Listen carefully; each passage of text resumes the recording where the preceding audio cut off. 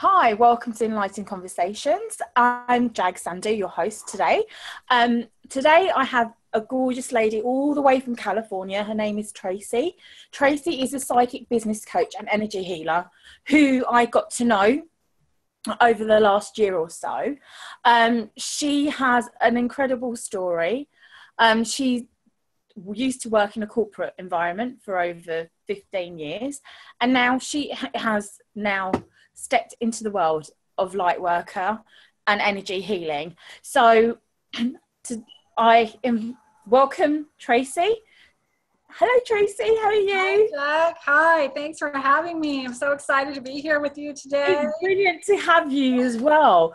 So Tracy, we've known one another for quite some time now. Yeah. Do you want to tell everybody your background, what you've done?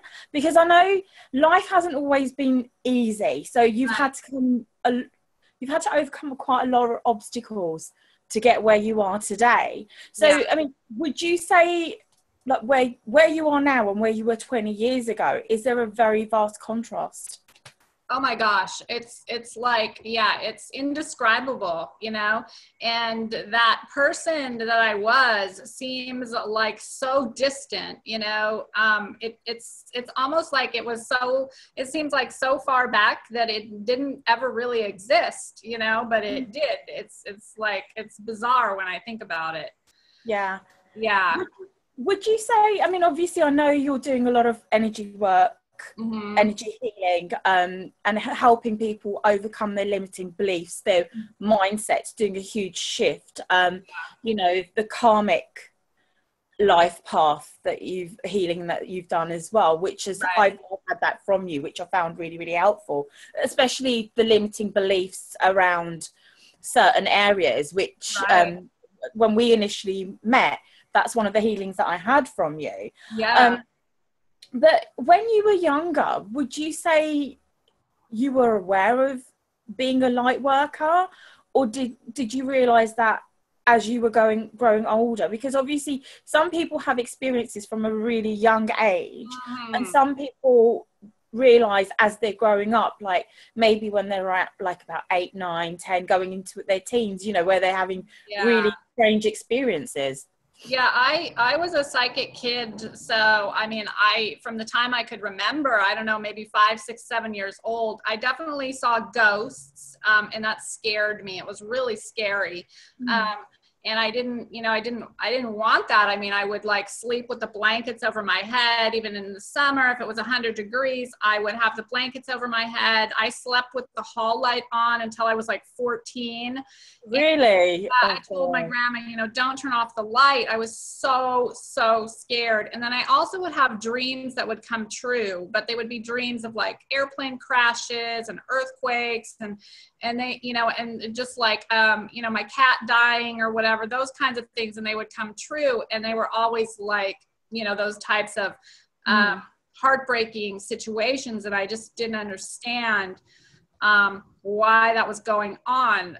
So I did have that. I was always like the weird kid. I was always very different, and that it bothered me. I could feel that I was different. I knew I was different, and I felt very, I just felt that from a very young age, but I didn't know why. I didn't know why. And been growing up, obviously everyone has different experiences where some people are really, some families are welcoming of their children's gifts, some families aren't. How did you find that growing up? Were your family aware of the gift? Does it run in the family, or is it just something? It's interesting. My grandmother pretty much raised me, so she would play games with me. And so that was fun. That was like, I always like guessed, different colors or cards, and she would play those games. That was really fun. And like back in the day, we called it ESP. I would say, Grandma, I have ESP, Yeah. And so that was fun. That wasn't scary. But the rest of it, I just, it was just that feeling of being so very different from everybody else. And I think a lot of us light workers have that same. Yeah, definitely. I mean, I have to say, when I was growing up, I always felt stranger than my cousins and even my siblings. And it's just, even now, I'm the weirdo. Not the weirdo, but I'm the odd one. I'm just like, I'm not going there. But it's just one of those things. But like some light workers go, obviously everyone goes through different stages and difficult stages. Mm-hmm. But would you say you ever went through a rebellious phase? Because obviously everyone has different experiences. Yeah. Would you say that you kind of went against the norm, or did you ever feel as if you were rebelling against what you should be doing, or did your grandmother try and reprimand you, like elders do? So yeah, I was always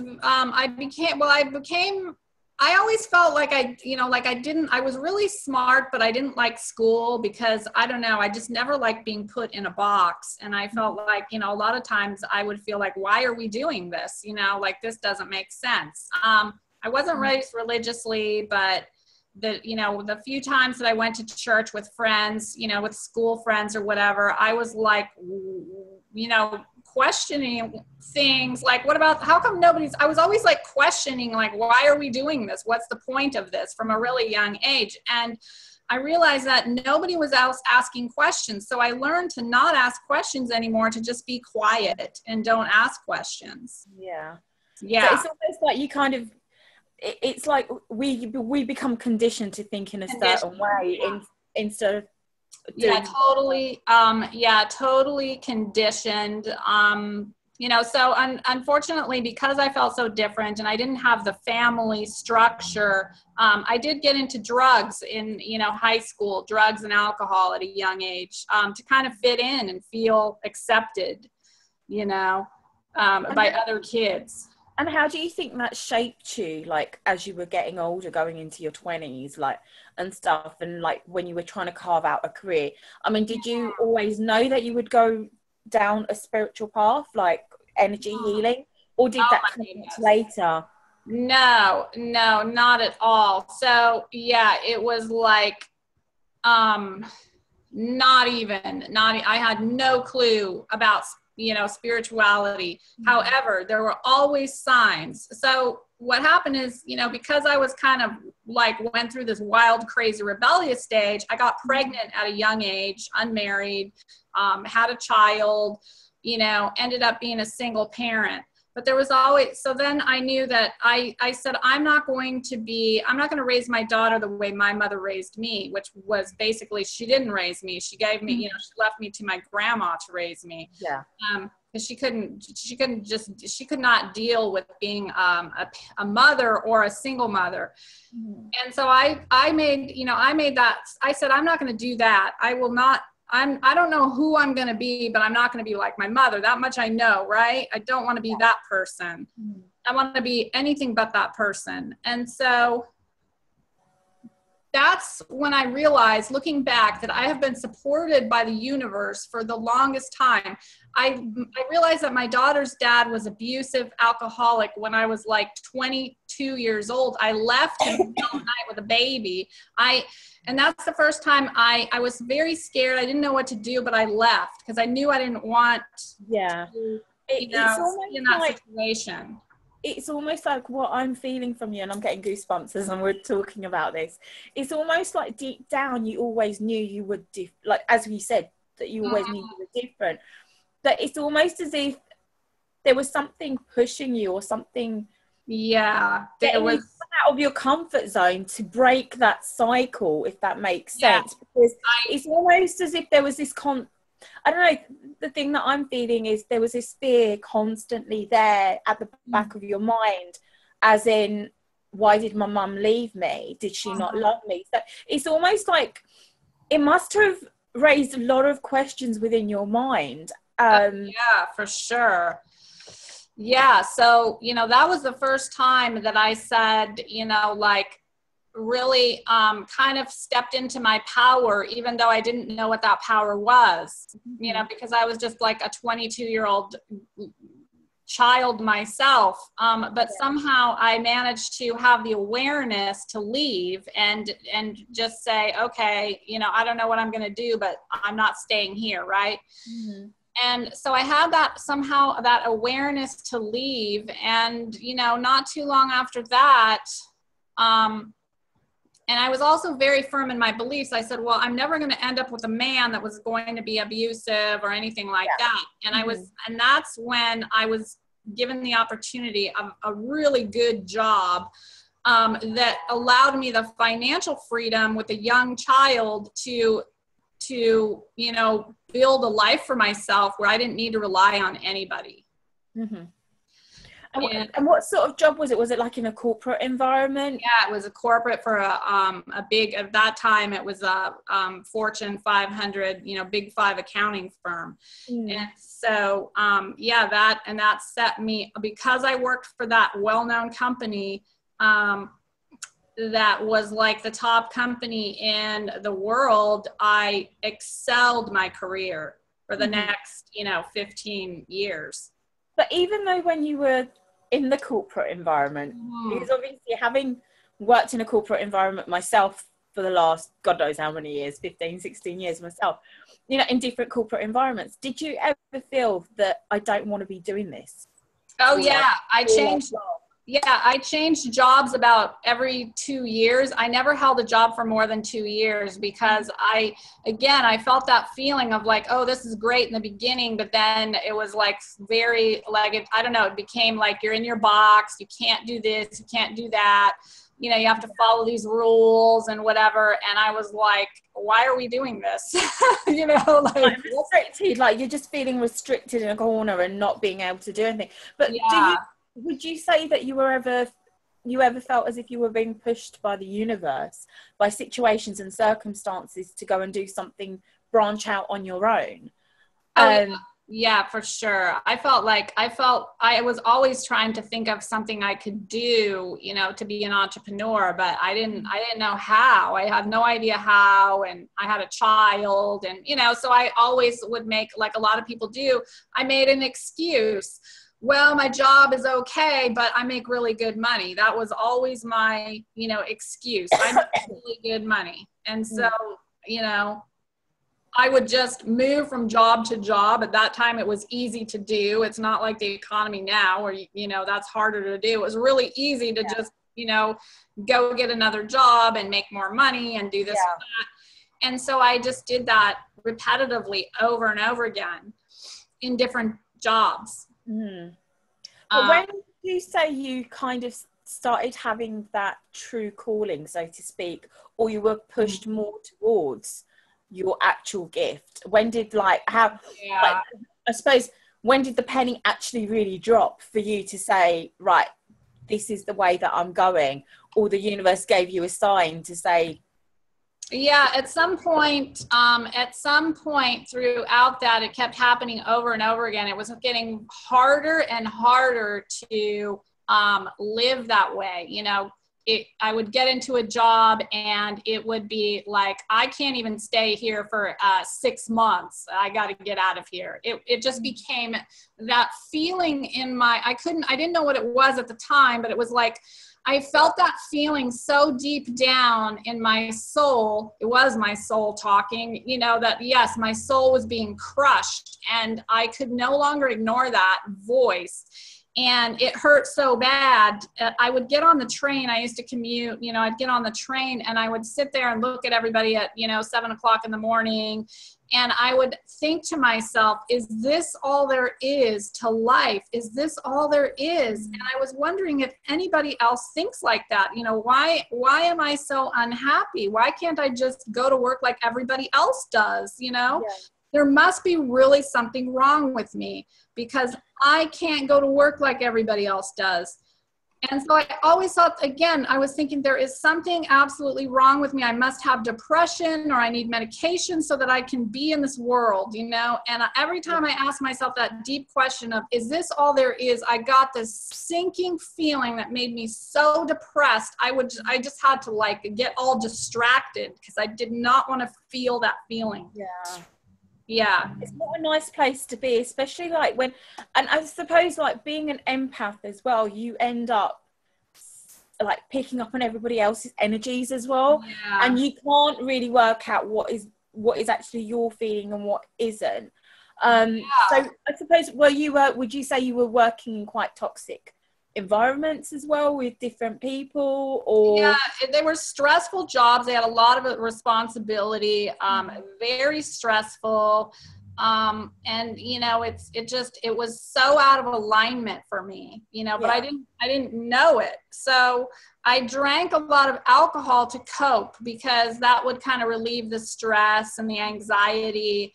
I would go to sleep and I would get up and do it all over again the next day, right? Get on the train and, and I always thought, like, why is this so difficult for me? Everybody else does this. Yeah.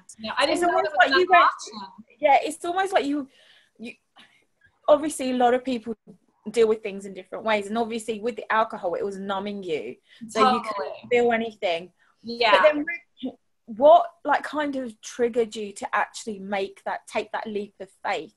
I mean, did you actually walk out of the job, or did you get offered a package, or no. So in 2008, I was a partner. It was partly my company that I had built, with my partner, and it was real estate related. So the crash was coming at that time. I saw the writing on the wall, and I just couldn't, it was always like that, work harder. Well, it was always work harder. And I said, there's nothing else to work harder towards. This thing is crumbling. The company was really crumbling. And my boss was like, work harder. You got to work harder.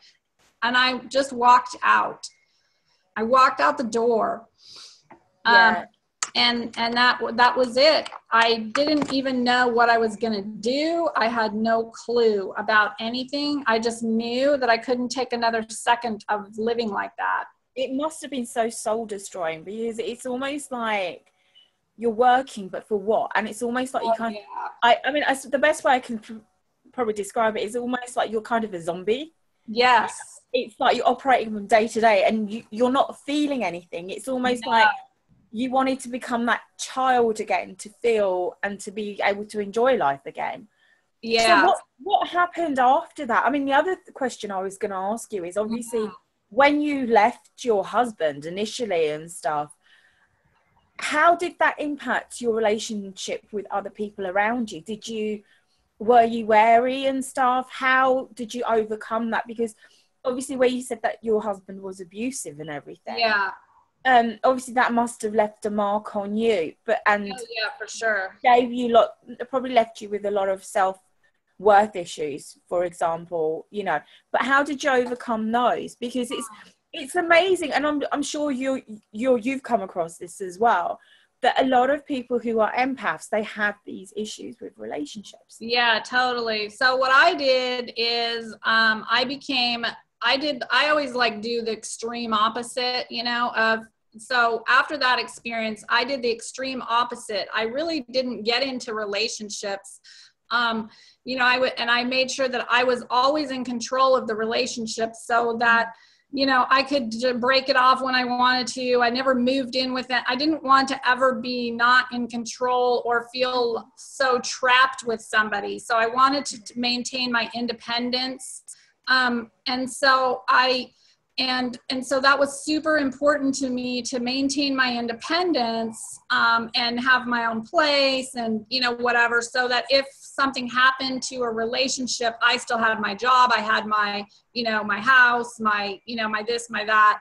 Yeah. So I became really super strong and independent and fierce. And so guys really didn't mess with me. Because it was almost like, I'm not going near there. I'm not going there. I'm not going there. Was it like almost you were wearing a sign like, don't mess with me? Yeah, don't F with me. Yeah. Yeah, for sure. Yeah, I went the extreme opposite, because I just really, I pushed people away, and I was like, don't F with me, because I'm, Yeah. But obviously internally, you must have wanted that steady environment. Oh yeah, for sure. How did you go from don't F with me to meeting your husband? It must be a story. Yeah, so that I wrote, I was like getting tired of dating and not finding, what I wanted and, that whole thing, right? And then I literally wrote down, this is when I was starting to get a little bit more spiritual, I had seen The Secret and that was a huge turning point. How long ago was that? That was like 2007. Yeah, so about around the time when you made that jump. Yeah, that whole thing. Yeah, it started. By that time I had started to have spiritual experiences. And so, and I was, reading Wayne Dyer and, some of the more well-known spiritual people. Right. Yeah. So, and then, so I forget what book I read, maybe it was Louise Hay or, I had written out what I wanted. I wrote down everything that I wanted in a man and, they talk about, well, don't, really write down what it is that you really want. Like you want a loving, caring person you want. And then it's Louise Hay where she says, think of your qualities, the qualities that you have, and that's what you want back in a person. You don't ask for something that you don't have yourself, right? Yeah. And so I did that, and I wrote that down on a piece of paper, and I made a decision that, I was going to find somebody was, ready and willing to love me because I deserved that. And that's when I met my husband. And when I look back on that list, he is every single thing on that list. Great. And none of it was material things. None of it was material. It was all the, the interpersonal relationship, feelings, emotion. Before you actually met your husband, you must have had to do a lot of work within yourself. Because I know obviously you said around 2007 you started watching The Secret and stuff. So would you say that was what triggered you to actually make those changes internally in order for your husband to come in? Or were you doing that over time?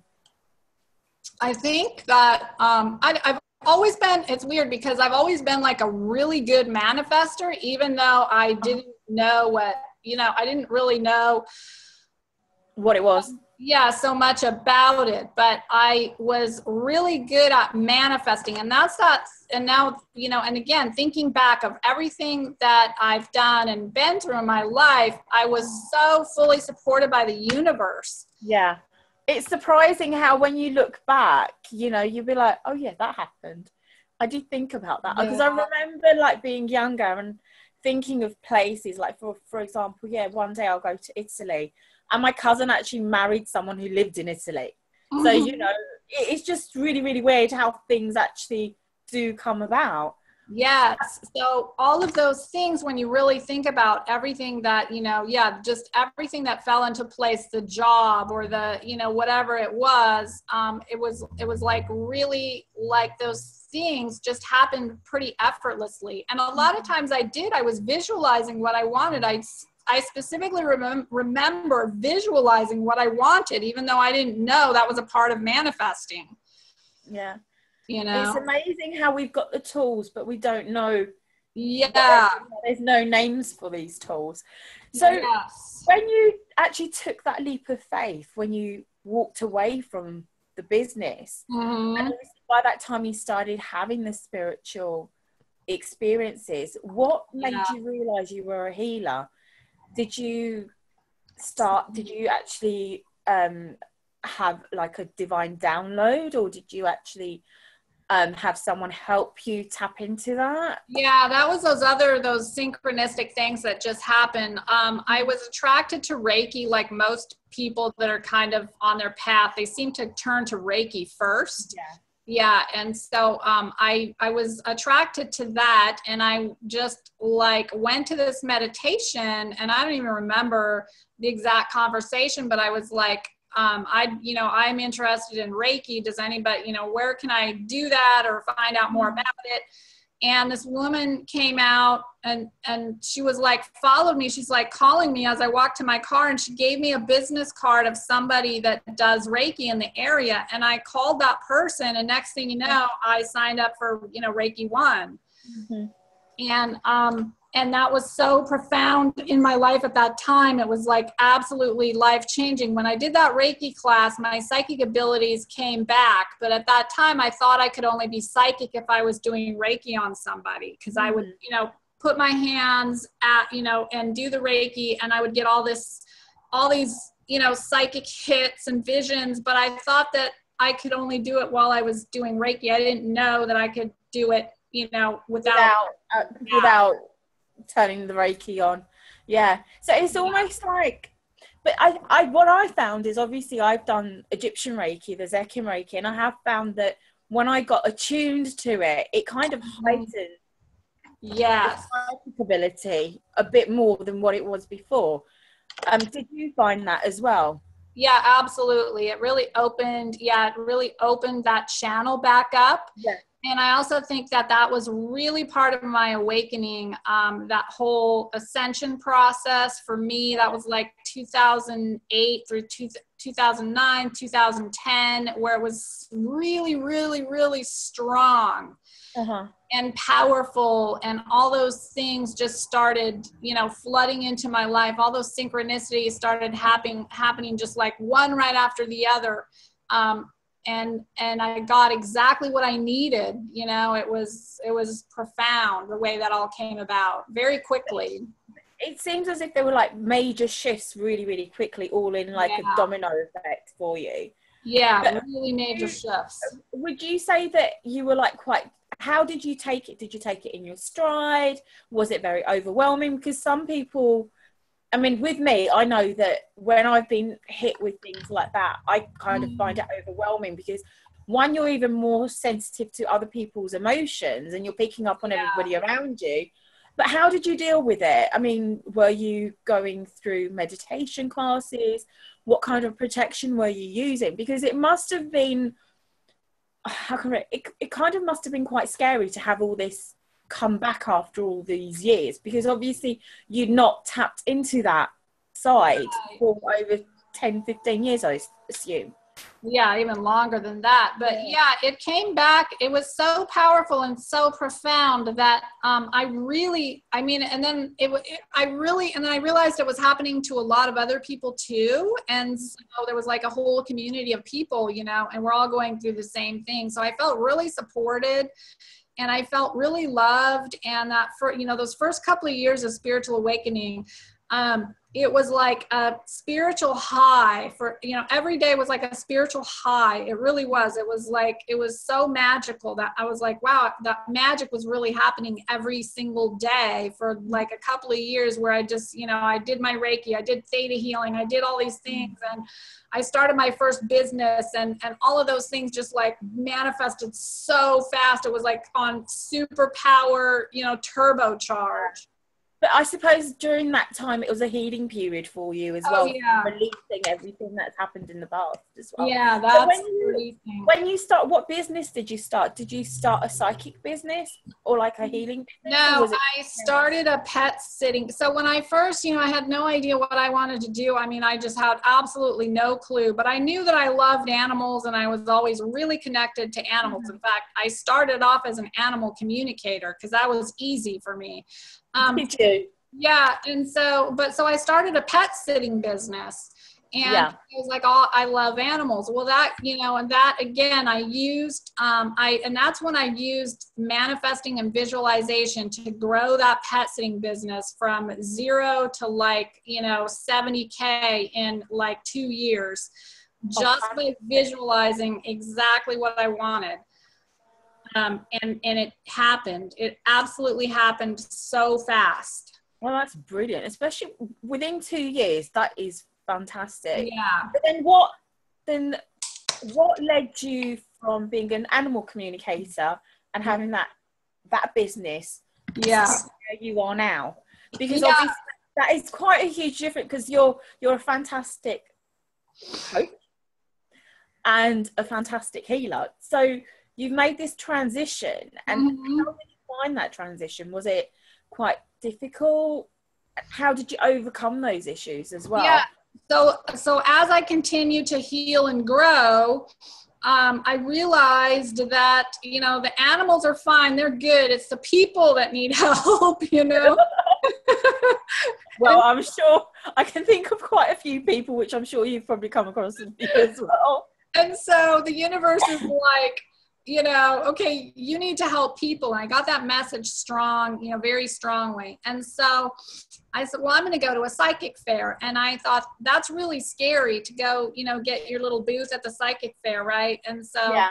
I was scared, but I did one thing I do is like, I'm scared, but I'm going to do it anyway. So I went to that psychic fair. I set up my booth. I had a line at my table of people that I had never done a psychic fair. These other psychics, they go every year and they do it. You know, they've been there for 10 years doing psychic readings. I'm brand new. I set up my table and I had a line of people at my table, and every one of my readings was spot on. I had never done a reading before. I just went to that psychic fair and said, here I am, universe, Deliver. You know, guide me, show me what to do. Yeah. And so that's when and every single person at my table said the same thing. They were saying, well, you know, I'm unhappy with my life. I don't like my job. And I was like, I was blown away. I was just like flabbergasted. I was like, there's something going on here. There's like a mass, you know, awakening. Everybody's unhappy with their job or with their life, and they're trying to understand the spiritual, you know, and they're trying to, you know, get over the self-doubt and the fears and all that. So that's when I really turned just doing the psychic readings into more of the coaching. Mm-hmm. And because I mean, I'm sure I completely agree with you. There are so many people who are questioning their lives, whether it's work, relationships, but it's almost like they're scared of taking that first step. Yeah. I mean, I'm sure, like with some of your clients now, how would you not even convince them? How would you like kind of get them to shift that mindset to take that first step for whatever they want to do? Yeah, it's really understanding that you are supported and the universe provides for you everything you need, and you have access to that power. But you have to get yourself out of the way. You have to be willing to give up what you're holding on to. And most of us hold on to things, fears and excuses, and because that's how, you know, we've been saying that program for however long we've been on the planet, right? Yeah.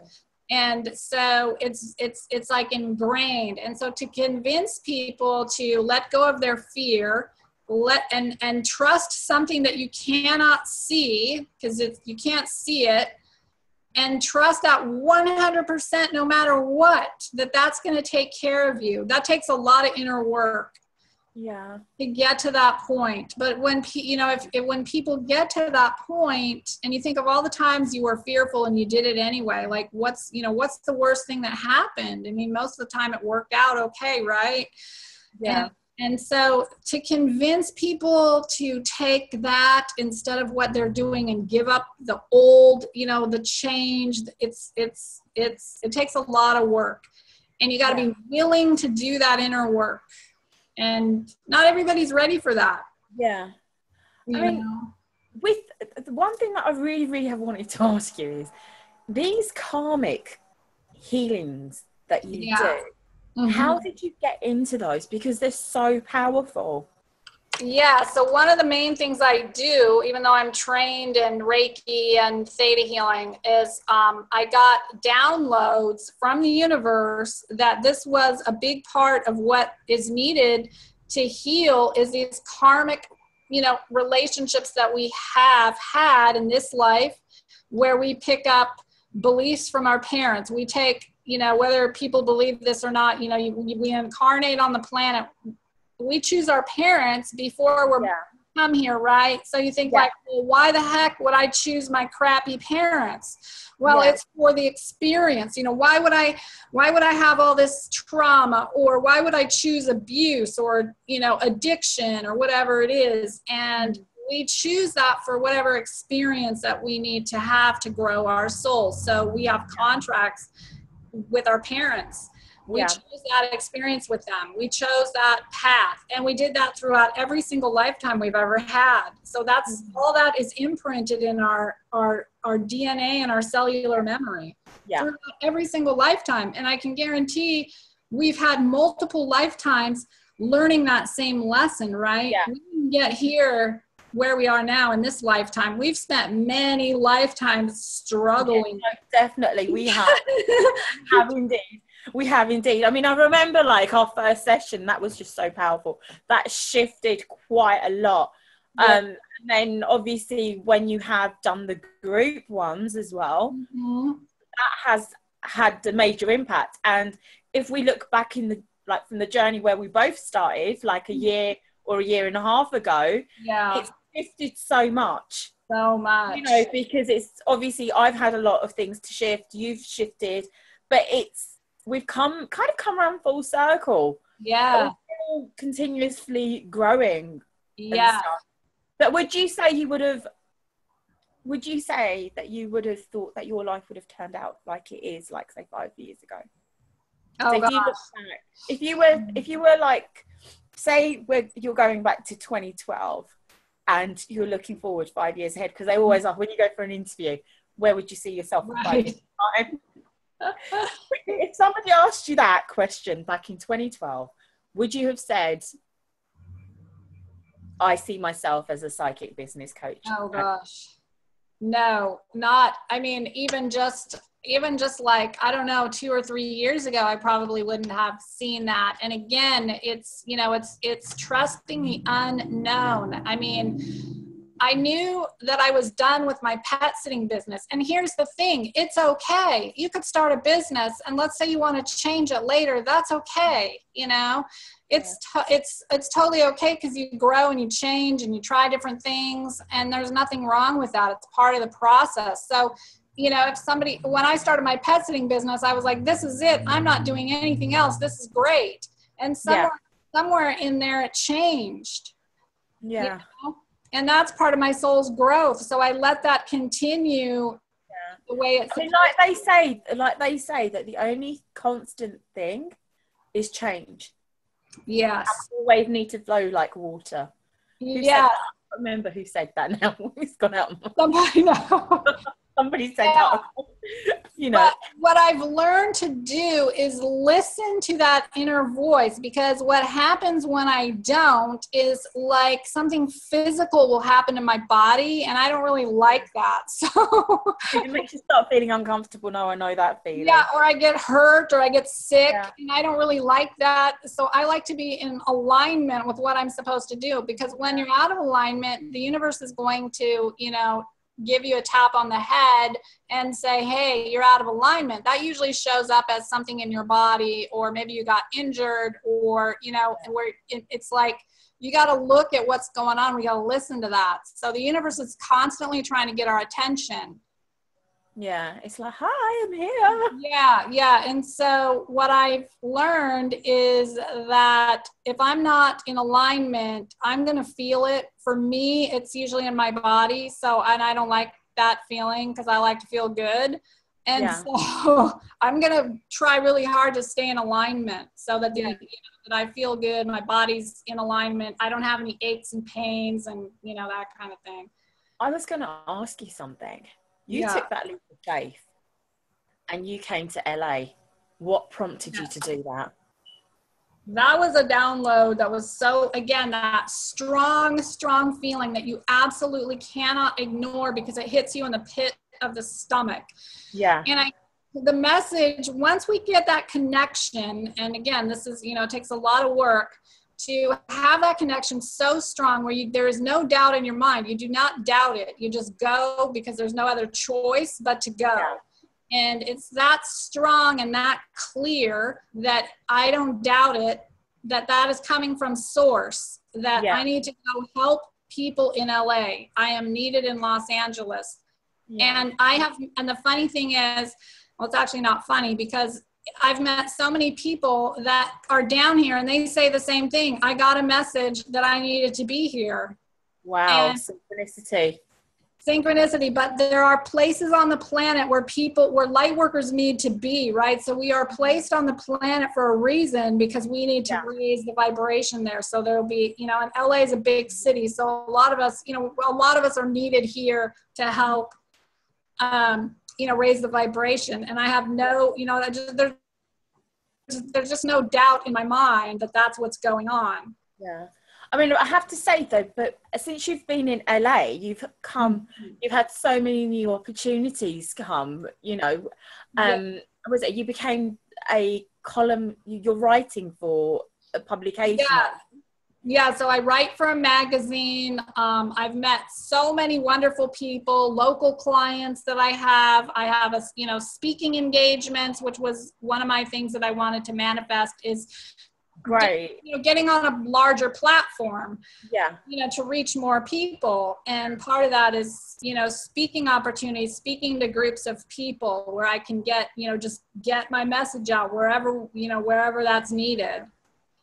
Yeah. So it's been quite a journey. I'd say the last 2.5, 3 years have been quite a roller coaster ride, and a really big learning curve for you as well. For sure. And then as long as, we stay open to that learning and growing, and how we do that is we don't cut ourselves off from that expansion. So when we have fear and doubt, we cut ourselves off from that expansion.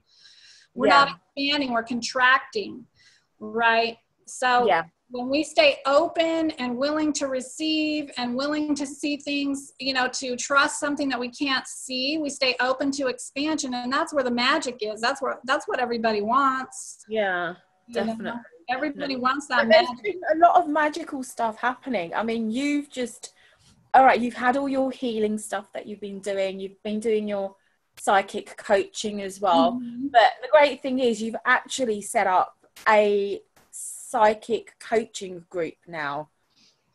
Yeah. And how are you finding that? I mean, how has the response been to that?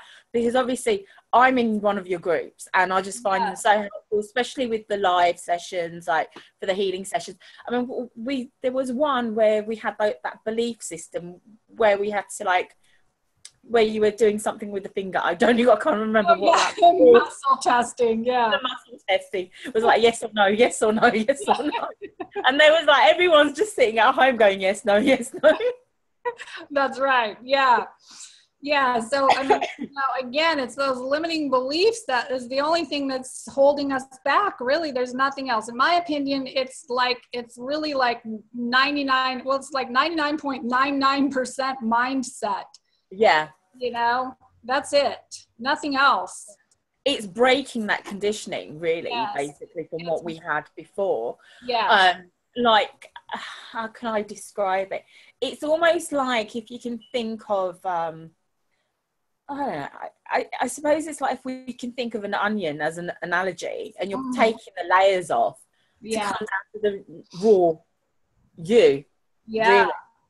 And breaking down that belief system. Not only that, I suppose every experience we've had with different people where we've interacted, those relationships, they've ingrained something in us that we put our guards up.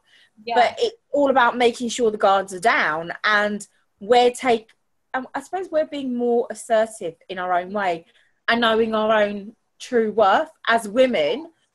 Not just women, men as well, but it's just bringing everything into balance. I mean, would you say perception is a big key as well? Oh, yes. Yes. Everybody, I really believe that you're creating your own reality with your perception of how you perceive things. Yeah. Right. And so, but we can change that. We can create whatever we want. We can change it, but we have to bring in that energy. We have to harness that energy and work with that energy. Yeah. So what would you say your next steps are now going forward? Obviously you're doing the healings, but you're doing the psychic coaching as well. Will you be doing other things as well? Or does it depend on your downloads that you're getting? Because it's almost like I just feels as if, things are constantly changing around you. You're getting all these downloads, literally regularly, and you're changing and mixing things up. Yeah, I feel like, yeah, I mean, there's so much I want to do. It's like, it's, you know, but the core things I really want to do is start doing small retreats and taking women on a really spiritual, profound experience. You know, groups of women, clearing trauma, clearing abuse, clearing, you know, whatever it is, the deep stuff that's holding you back, working on those contracts, right? Clearing that. Then I want to develop that ancestral karmic clearing into my own healing modality and teach others so that they can do it too in their work. Because it's really powerful for trauma and the deep, deep stuff that we've probably had over many lifetimes. That's really, and scientists have proven that we hold trauma in our DNA and our cellular memory. Yeah. Yeah. And that it changes our cells, but we can also change, you know, that can also be changed, right? Our DNA can be changed. Our cellular memory can be changed. Yeah, I remember you doing a mass group healing, and I think I was part of it as well. And that really helped shift a lot of things. And it's just amazing how things that we question, until we're actually open to actually receiving that form of healing or be open to receiving something like that, how much of a profound effect that it can actually have on you as an individual. You know, that sometimes where we come from a place of lack, going from a place of lack to abundance in every aspect, whether it's love, happiness, inner peace, it's amazing. Yes, I know. It's an incredible journey. And, you know, and so I always say, thanks, universe. I want more of that. You know, keep it coming. I want more. And being open to receiving that and getting yourself out of the way, because I like what the universe, you know, sets up for me better than what I could set up for myself. Yeah. You know, I like that magic and I like those surprises and synchronicities. Yeah. So I'm happy to get myself out of the way and let the universe do its job, because it can do a way better job than I can. Yeah. Yeah. Yeah. I mean, if you were to like kind of give a message to individuals, what kind of message would you give them, and what would be the best way for them to be actually in touch with you, get in touch with you? Yeah, so really, you know, if anyone is struggling and you know, that perpetual struggle that you've maybe had all your life, and you're not even quite sure where it comes from, you just know it's an issue in your life and it shows up over and over again, and you've been in that stuck place for such a long time, and you're wondering how things could ever be any different, because you don't know what that's like. You don't know what it feels like to have success or, you know, abundance or love or whatever it is. Well, this is, you know, there's a way to do that, and it starts with healing. And I like to empower women to heal themselves, right? We're often looking for that outside magic bullet pill or whatever it is that's going to change. It really starts with that deep healing on an inner level. And that's what I really like to help women with. And so I have a Facebook group. It's called Spiritual Entrepreneur Success Mindset. That has almost 800 people in there now.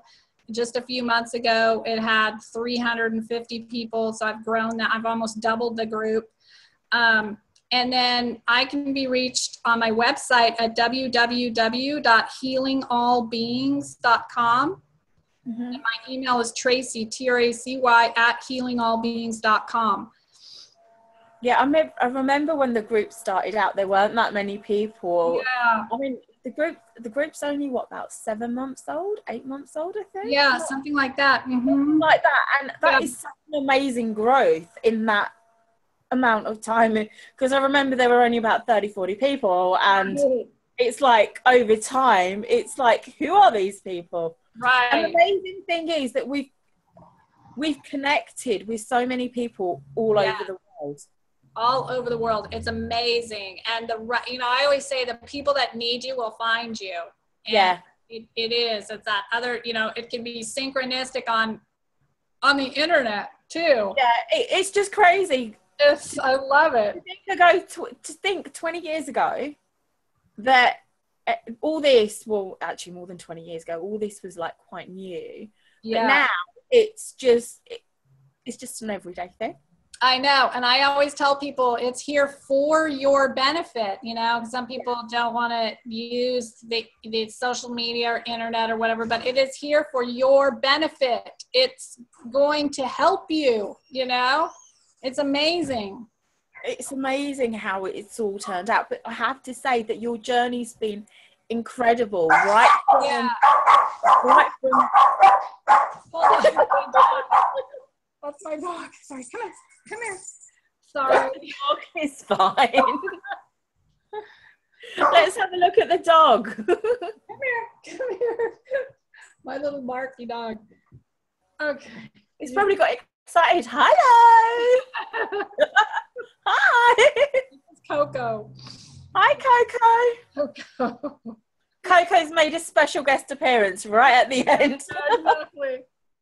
Yeah. But thank you so much, Tracy, for coming along. It's been fun. It's so much fun. Thank you so much. You're welcome, but thank you so much for accepting my invite. So hopefully, if anybody does want to get in touch with Tracy, please contact her. She is fantastic and very, very understanding. So thank you again, Tracy. It's been great, and hope to have you again soon. Okay. All right then. Thanks. Bye. Bye.